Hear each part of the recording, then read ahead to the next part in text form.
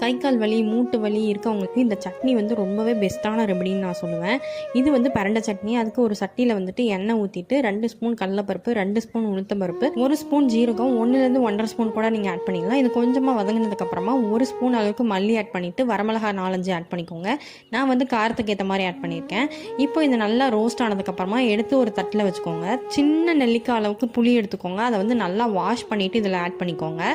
இப்போ அதே வடை சட்டியில் எண்ணெய் விட்டுட்டு அது கூடவே ஒரு 20 சின்ன வெங்காயம், பூண்டு, அது கூட தக்காளி, உப்பு எல்லாத்தையும் போட்டு நல்லா வதக்கிட்டு பிரண்டையும் இதே மாதிரி போட்டு வதக்கிட்டு இது எல்லாத்தையும் போட்டு அரைக்க போகிறோம். 2-3 பத்த தேங்காய், அது கூடவே நம்ம வறுத்து வச்சிருக்க பருப்பு எல்லாத்தையும் போட்டு அரைச்சி எடுத்துக்கலாம். அதுக்கப்புறமா வெங்காயம், தக்காளி, பூண்டெல்லாம் இருக்கும்ல அதையும் போட்டுட்டு பிரண்டையும் போட்டு அரைச்சி எடுத்து தாளித்தோம் அப்படின்னா சூப்பரான பிரண்டை சட்னி வந்து ரெடி ஆயிரும். இதை கண்டிப்பாக ட்ரை பண்ணி பாருங்கள். ரொம்ப ரொம்ப ஹெல்தி, குழந்தைங்களுக்கும் ரொம்ப ரொம்ப நல்லது. மாதத்தில் 2 நாளைக்காவது இந்த மாதிரி செஞ்சு சாப்பிடுங்க. உடம்பு ரொம்ப நல்லாயிருக்கும். இன்னொரு வீடியோவில் பார்க்கலாம். பாய்.